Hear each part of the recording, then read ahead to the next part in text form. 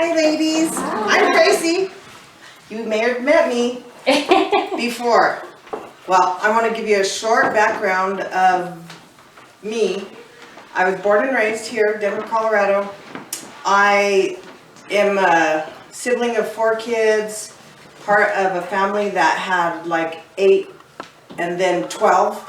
So, and they're all in the metro area. So my grandparents each had 12 siblings, all in the metro area. I have crap loads of cousins. Everybody, you guys are probably my cousins. But either way, I, lived the life here, had gone to school. I decided when I was 15, I didn't need school.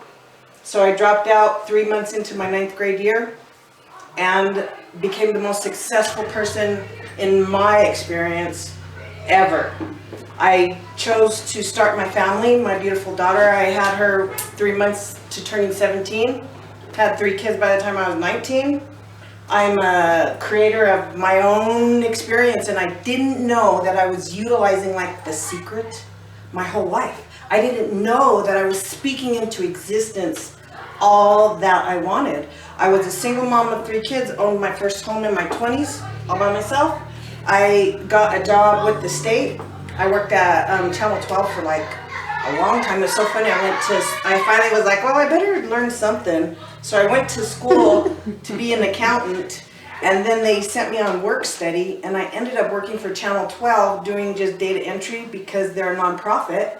And then I ended up getting a job there and becoming eventually the office manager because I conquer everything I do. I'm a locus of information. I don't care, I learn everything. I've done everything from running sewer lines to doing the roof and everything in between on a home. I have traded stocks. I have anything you could think of. I've owned multiple properties in and out of the state. I've traveled the world. I've gone on countless cruises. I've been on every island you could think of in the Caribbean. And, so here I'm living my best life. I'm thinking, I'm working for the state now. I started off in the mailroom because I was like, I could do anything.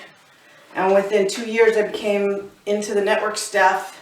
Ultimately became a network analyst for the state for 17 years. I supported all the motor vehicle offices, the driver's license offices, over 5,000 people. 4 of us supported over 5,000 people. So I was doing that. I was going to church. I was praying, God, I know I'm not doing what I'm supposed to do. Please let me do that which, because I knew there was like this time where my husband at the time was flipping through the channels, and everything he landed on, like the tattoo show, the cooking show, like all this stuff, they were all going, I can't believe I get paid to do this. Or they were saying something like, I'm so blessed that I get to do what I love, and like all these things, and I'm sitting there going, every time I go to work I get sick. You know what I mean? That's not me. That I am not reflecting that, right? So then after all those prayers, God says, bam, I'm going to paralyze you, put you in a car accident. They told me that I would not walk again ever without assistance. At that point in 2010, I was in a full walker. None of this worked, hit or miss, dragging my ass. Because I'm like, I ain't going down like this. They told me you have 12 months, 1 year, to get whatever you're going to gain, and then your window closes of what you'll have. And I was like, fuck that. I don't like that. I chose that I was not going to accept that. So then I went after all of it. I went after the physical therapy every day. I was doing it. And when I wasn't crying and dying and wondering if I was ever going to walk again, ever going to have a life again, ever do anything, and mind you, I supported all those properties myself. I maintenanced them. I had renters. I was on boards. I had 3 kids, year-round sports, cheerleader, pep club, all of it. She refused to drive. I got to drive her to everything, everywhere. She's like, no. So, I was busy. I was on boards and committees. I was on the state standards committee. I was on the fundraising committee for the state. I was like non-stop. Team mom for 2 teams. I was on the board of the football league. Does that sound familiar? Does anybody know about distracting themselves from their best life? Because when you're showing up for everybody else so hard like that, guess who you're not showing up for? Yourself. Exactly. So when you're sitting there paralyzed and all those people who said they had your back don't call, don't show up, you go from having constant interaction to nobody, nothing, no noise, can't drive. You're sitting and guess what you get to do? Think and think. So I started going, okay, I need the information. And my daughter kept telling me, Mom, we're going to find your healing. It's coming. There's millions of ways. We're going to get you. We don't care. So I had the support, the encouragement to remind me that I get to choose. I get to choose. I don't get to let life tell me what's up. No. So then I found one of the best teachers I had about life experience, and his name is Dr. Joe Dispenza. And if you Google him on YouTube, you will find that he is a physicist, scientific. I'm a Capricorn. I need things in my face. I need to see that they work. So for me, all this even perception of God or higher source, I was like, I don't know, I don't see it. I don't feel it. I don't hear him. Everyone goes, I hear God. Well, shoot. Yeah. Okay. So he was one of the first people that helped me to like really align with what I call the secret. Because what he says, it's scientifically proven that us people are living in survival mode. Because why? That's where we are in evolution. So, the only way a person can move out of survival is if they decide to evolve. And what does that mean? That means that you have to create something you've never seen before. You have to experience and learn something you've never understood before. And then you have to take this unknowingness and move it forward. Because survival tells you that every time, so I guess, let me rephrase that. What you focus most on is what you bring. So when you're focusing most on how miserable you are, how much you don't like your job, how much you don't have friends, how much people are cutting you off, how much she got this, how much she got that, and why does he have that, and why didn't I get the raise, and blah, blah, blah, then that's survival, right? Because we're not in the eating by dinosaur stage no more, so we don't have to worry about that, but we have these new survival ways. And then we're raised that this is the only way you could do it, right? You go to school, you get an education, you do something with that education, you start a family, you get a house, you got blah, blah, blah, right? I had it all. Had the house, had the kids, had the dog, had the cars, had the vacations, and why did I still feel empty? Why was I still trying all these things to fill that void? Because I didn't know what that void was. And that is your creation.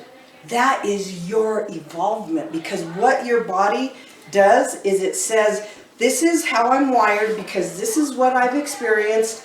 And so when I don't do what I'm used to doing, if I don't have somebody telling me how awful I am or how I didn't do things right or how I need to keep cleaning more, I did it, whatever, then when I start to finally say, no, I don't want to do that no more, then my body goes, nope, this feels uncomfortable. Come back to this, because this is where you're comfortable. And that's how we get stuck in these dysfunctional relationships. That's how we allow the people in our lives, based on titles, to pull us off our game, right? So continually ask yourself, are you surviving or are you thriving? And it's pretty easy when you can decide what a best life looks like and what a best life doesn't look like. And for me, I do everything backwards, so I always go up. I don't like that. That didn't feel good, right? So then I was like, okay, what's the opposite of that, right? And so then I started creating things. I started creating whatever words around the opposite, right? So when they're like, Tracy, you're not gonna walk again without assistance. I'm like, I always walk really good. I'm a great walker, you know? And I'm saying that over and over and over in my head. Always, always, because at this point, all I have is my mind, right? So then I start going, oh, okay, what is my belief system? And what people I think don't realize is that your belief system is far more than, oh, thou shalt not kill. Thou shalt not commit adultery, right? It's, to me, your belief system is what you tell yourself every day. So every day I wake up and I say, thank you, I'm always in the right place at the right time with the right people. That's how I start my day, right? Because we get to create our day. And people didn't know, most people don't know that the first thought you have is what you're creating.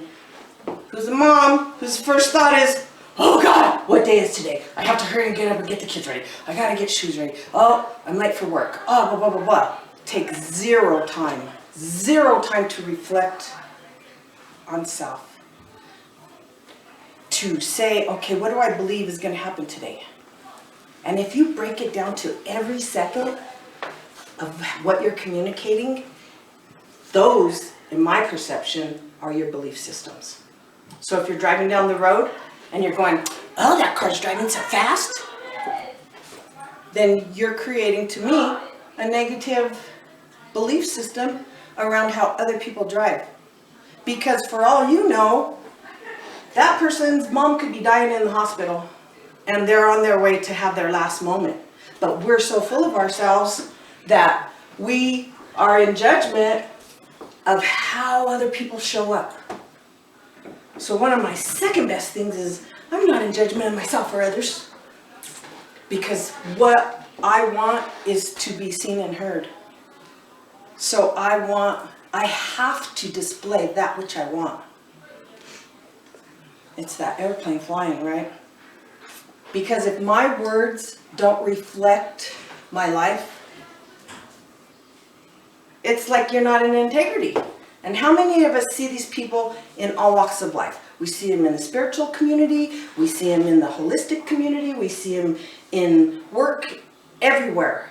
There's people who always want to tell you how you should be showing up, but yet they're the ones who talk the most crap, or they're the ones who spread the most rumors, or whatever. So this is when you start creating who you are. And so what I did is I got a book and I started writing what I know about Tracy. Not what everybody's told me, because people have told me my whole life, oh, Tracy, you love purple. Oh, Tracy's this, Tracy's that. You know, there's Tracy, right? Tracy's a great dancer. Tracy's always talking. Tracy's really loud, blah, blah, blah, right? All these things. And then they really just, they didn't make me feel illuminated. They made me feel small and less than in some indescribable way. And I was like, well, maybe I like purple. I think I like purple. I probably like purple, right? But then when I started releasing all of other people's statements about me and started getting clear on what I knew about myself, then I was able to start creating boundaries. Right? Because the problem with most women, we don't know what a boundary is, much less how to hold it with honor to self. Because there's a difference with getting pissed at somebody and cutting them off and being like, F you, I ain't talking to you no more. I don't want you in my life. And it's another thing, be able to go to the sister and go, sister, it really hurt my feelings when you communicated that in that way. And because I value your friendship, I would really like for us to move forward differently. You know, but how many of us do that? Because who was taught to be great communicators? I don't know about you, but my family didn't do nothing but talk over people and really loud at people. Yeah. So then you had to talk louder, right? So then I started being more quiet. And then everyone got quiet and they're like, what are you saying? I was like, people are looking at me. People can see me. People actually are listening to what I say. So when you get clear about what you know about yourself, then you could go to people and say, I'm an empath and I receive things at a PTSD level. So I work really well if you tell me something nice and then lay it on me and then tell me something nice.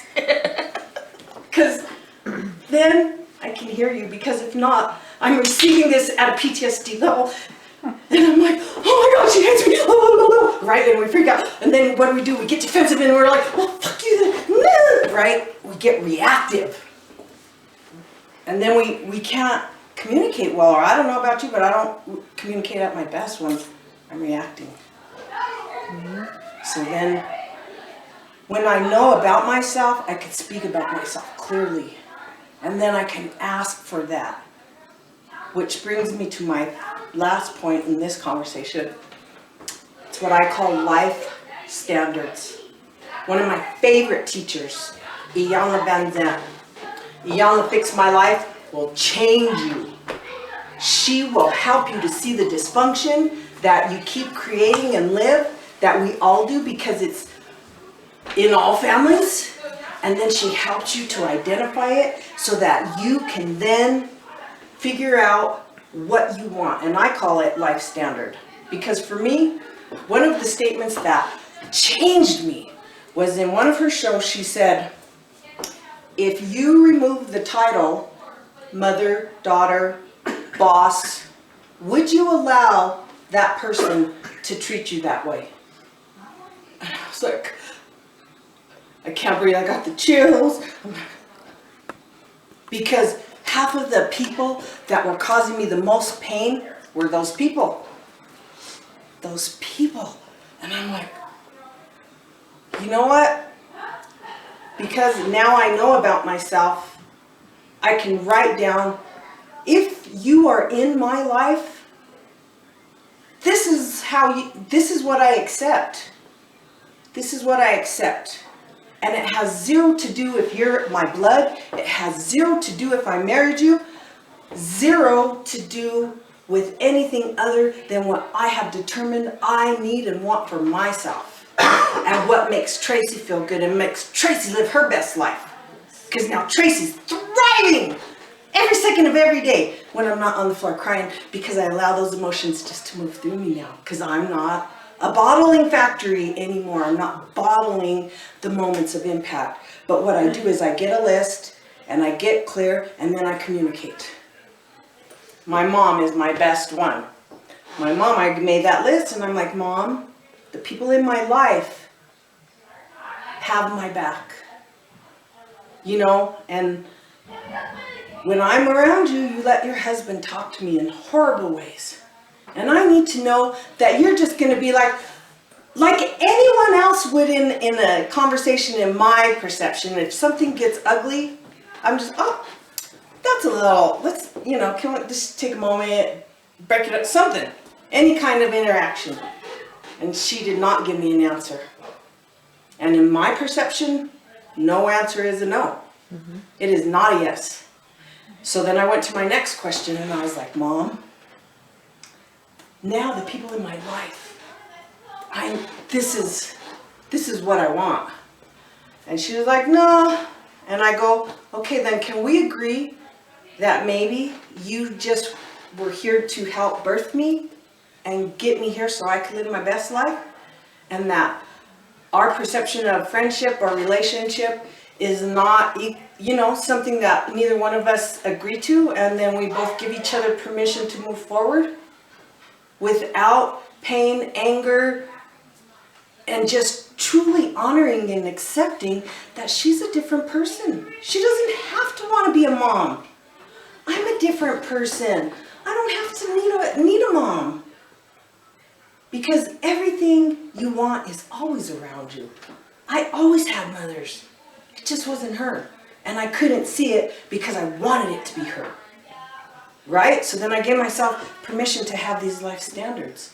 And now I have the most amazing friends who got me so hard, I don't even have to ask. Like all of these, because you know how many of you are like, it would be nice if somebody treated me like I treat other people, or like, I'm always showing up for these people. I'm always doing this for them. Oh, yeah. When is it going to be my turn? When? What about me? You know, I don't care what belief system you look in, there's something that tells you you're going to get rewarded. There's something telling you that there's some benefit to this life, right?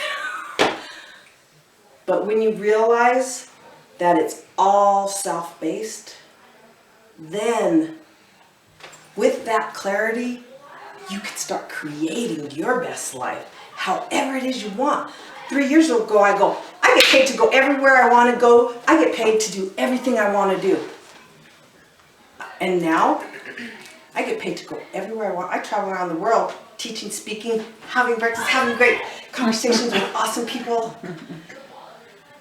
I get paid to do all of these things amazingly, and Creator just keeps bringing this stuff down. The other day, I was sitting there cleaning out my truck, and this gentleman walks up to me, and I have my granddaughter, and he goes, I don't know why, but I just feel like called to give you this. And he hands me $40. And other people, my niece even, she's like almost got offended, right? And I'm like, thank you. And for me, because I work for Great Divine, I work for Spirit. I don't work for humanity anymore. And it's Great Divine Creator just gifted me $40 for showing up and doing my work. And that guy felt so blessed. He walked away so happy. Because if you go to give somebody something, isn't it your heart to give it to them? But how well do we receive? Because if you can't receive, you can't get your gifts and live your best life. So with that, I will wrap up my little talk and encourage you to question thriving or surviving. What do you believe? And then get those life standards. Live your best life, women. Thank you.